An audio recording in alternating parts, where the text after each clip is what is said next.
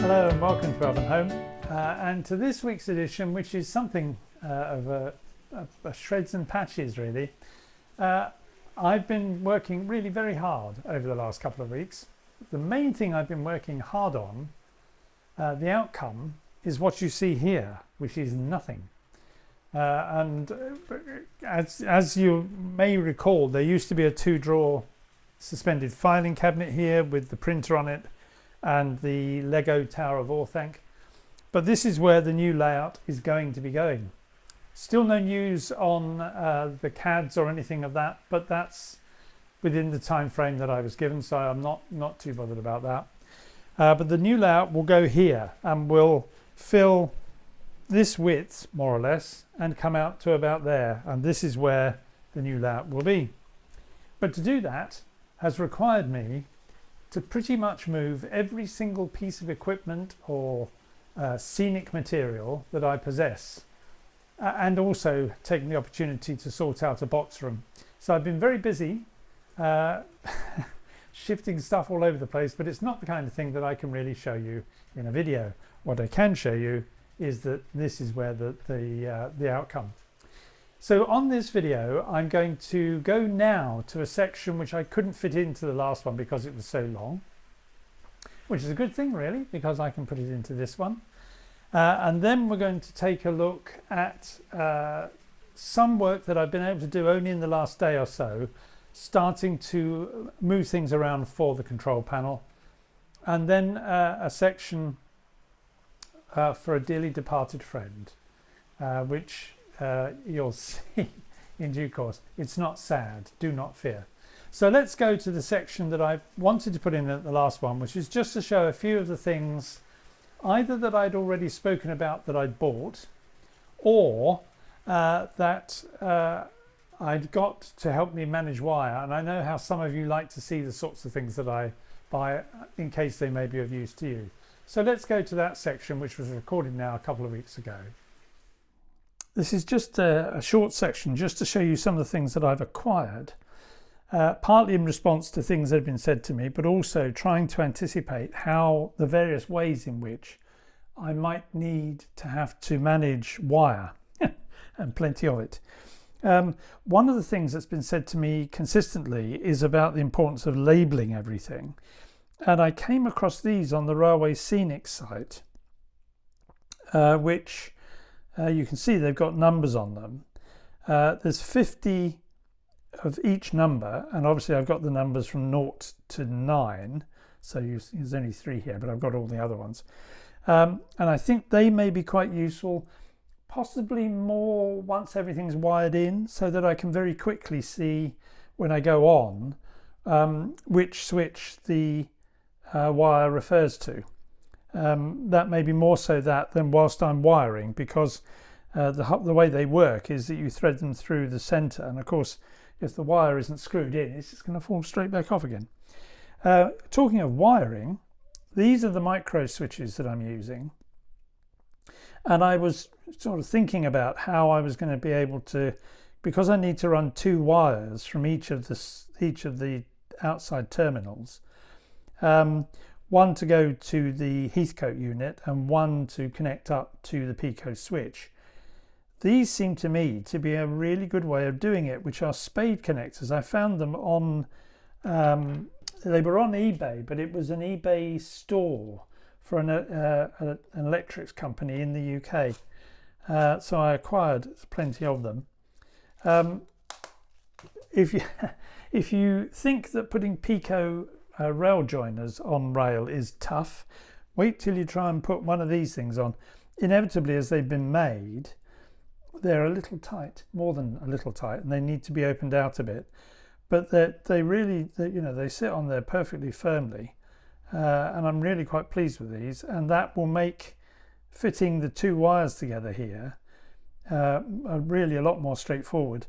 Once that's crimped in, and once I've got it onto the terminal, I'll put some heat shrink over the top so that that's electrically isolated from everything else, just so that should the red wire that's in there come away, it won't start causing short circuits and other nasty things. For managing the wire, two things really. I rather liked these on Railway Scenic site. If I get them right way around, you'll see that you can clip the wire in through there, and I thought that would be quite useful more than using zip ties, because I don't really want lots of zip tie ends knocking all over the place, even though you can cut them down, and those look as though they'll be really quite useful. And also these things, which I'd not come across before. There's one. Don't know if you've ever seen these. Clever little design, again for managing wire, though it's more keeping it together, I suppose. Just sort of clip that over there, and there's that will hold runs of wire together. So I thought they might prove useful. The only other thing to show you then is the punches. I've been talking about these leather punches, and this is one of them. This is a 6mm one, the one that's done all the work so far. They were only about £7 or £8, I think, and I think I got those from Amazon. But I will put links in the description below of everything that I've bought. They're not affiliate links, don't worry about that, but they are where I bought them from. So if they're still for sale, you'll be able to buy them too if that's what you want.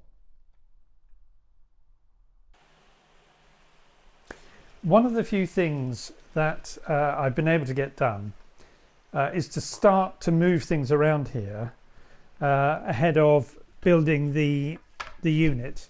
I'm still trying to work out in my head. I've recorded this piece 3 times, and each time, halfway through speaking to you, another thought has occurred to me. So rather than burbling on and trying to show you anything, I just need to get it clear in my head. But the basic, this has moved up. This is the fillet that's going to go in here. The one on this side, which I thought I hadn't really looked very closely, I thought it was flush at the top and the bottom, was actually 3mm below the top and short of the this end. Fortunately, I've got my 3mm plywood, so a strip of that has been stuck on there to make that flush. This is flush with this side. What I'm just working in my head at the moment is how high I lift the board, the control panel top, above these. There was always going to be, which you've seen before, one of those, which is 36mm, I think. I've now got one piece that is 60mm, which is more or less double this, and one that is 90mm. Is it 90? I think it's 85mm, which would just make this a bit deeper to give more run for the wood. And I need to get clear in my own mind what that would look like, because if I use the 90mm deep one, the board is going to sit up really quite high. But I also need to decide how I'm going to refill this section. It's not going to have this going back in, what was there before, because that can't work with me trying to put the control panel over here. And rather annoyingly, this wire here comes out just where I don't want it to.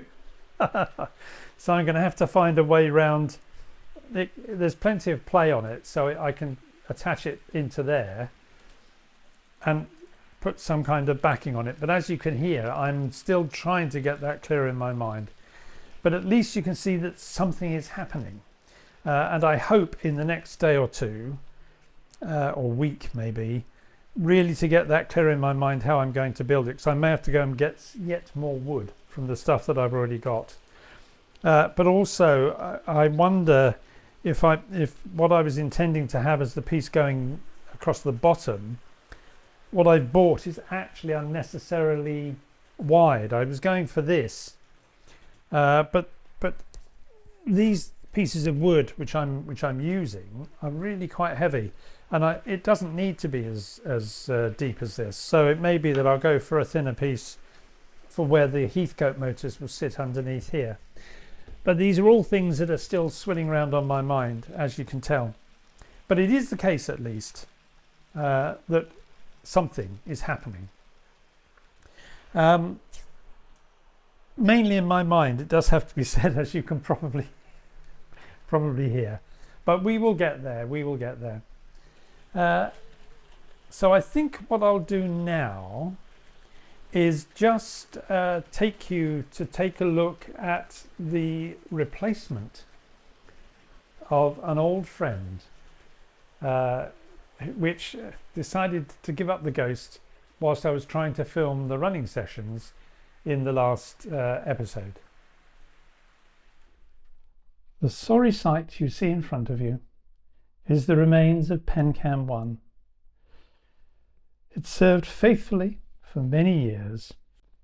However, when I was recording for the last video, it ran out of power, and when I plugged it in, it appeared to be charging, but then once I took it off charge, it just wouldn't turn off and just kept draining. So it's not the battery, I don't think, it's had it. And I looked back, I bought this in 2018, and as you'll know, I replaced the battery on it about 18 months ago. So it's done me well, really, for a 25 quid pen camera. So I was straight on to Amazon in the hope that whatever I bought, I would be able to take apart to replace. A friend of mine bought a pen from Amazon largely because of what I told him about the one I'd done, and he had the devil's own job trying to get it apart. But mine arrived today, and with my usual boyish enthusiasm, I was 3/4 way through preparing the new pen cam when I remembered that when I did this pen cam, I forgot to show people how I took it apart. So I've not got too far. I can't quite show you the pen as it came out of the packet, but I nearly sort of. So this is what this section is going to be, just showing you the pen and what I'm proposing to do. And then I've not yet tried to see whether this works, by the way. So if it doesn't work, you won't see this section. Right, so let's remove those out of the way. This is the carcass of the pen. I've already removed the camera that's in the middle. Like all of these, when this is inside, the camera is in that position, and you need to bring it through 90 degrees to be at the front of the coach. But let me just show you how I took this apart. Now there are 2 bits, there's 4 bits, I tell a lie. There's those 2 and 2 tiddly tiny screws. When I got the pen, that spring and that button are in the top, and they're used to turn the camera on and off, because the on and off button is just above the camera, just above the lens here, and this button inside sits on that to turn the camera on and off. But I was able to do the key thing that I wanted to be able to do. Oh, I managed to pull this out, never mind. So the first thing I did was to remove the barrel, because these pens allow you to put real pens inside. In fact, one's in there, and you bring the pen out when you're doing your 007 super sleuthing, so that people think this is a real pen, and if they believe that, they're really not worth your time and attention. What that then had, when I looked inside, was this silver bit is pointing through this hole, and that's for recharging, and then into that slot goes the card. So fortunately I could screw the top of this off, which is the first thing I did, and that released the spring and the button, and then looking in there I could see the very top. The camera I couldn't see at all until I realized that it's cleverly hidden behind the screen here. So that is a glass screen that sits over the camera lens. So I took that off, and then I was left with the barrel and nothing was moving. But on closer inspection, there was a little screw there. That's the smaller one, which I unscrewed. And things started wiggling about a bit. And then when I looked more closely, if I can find it, Oh yeah, no, that's right. So things started wiggling about a bit, and I could push from below and remove this sleeve from the barrel. Throw that away, don't need it anymore. Then I had to do a bit of inspecting, because deep in here, I hope you can see this, it's all black, so it's probably quite hard. But the basic idea was that inside you've got this sleeve, and there is a screw that retains these two halves together, which was the longer screw.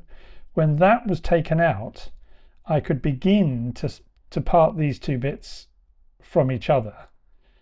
And the back came away from this end, and eventually I was able to prise the camera, which is, as I was saying, sits like that, from that position, which is where it sits in there, and is held reasonably firmly, but with gentle pressure it came out.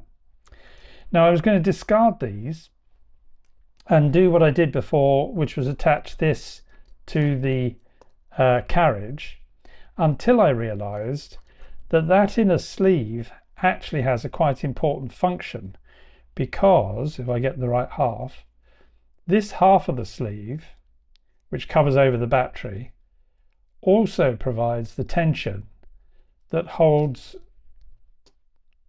the memory card in place. So you can't get rid of it completely, and what I'm going to have to do is doctor this half, probably cut it off about here, so that I can refit this back on and put one or more of the screws back in to hold this tightly together. And then I think I will be able to mount it onto the carriage. So I just got to that point and was getting ready to snip things away when I remembered that it would be quite nice to show you what on earth it is I'm doing. So what I'm going to do now is carry on where I left off before I decided to film this, and then hopefully the next thing you will see will be some footage from this camera.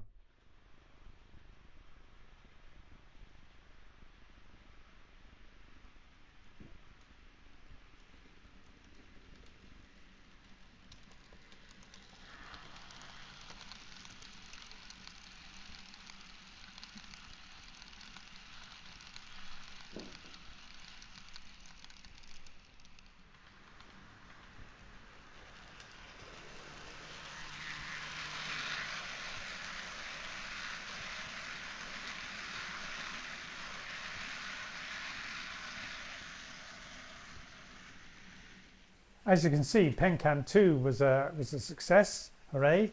So I can start using that from the next video. And I'm sorry there's not a running session in this video, but time has just got beyond me. What with shifting half the house around, Model Rail Scotland, and then having to sort PenCam out. Just not enough time really to get a running session in this video. If you've liked the video, please do give it a thumbs up. If you've got any comments on what I'm proposing, including on the ramblings about how I might make the board deeper, be really more than happy to have them. All your comments are just so helpful, as I say pretty much every time. But until I speak to you again in about a fortnight's time, that's bye-bye from me. Bye-bye.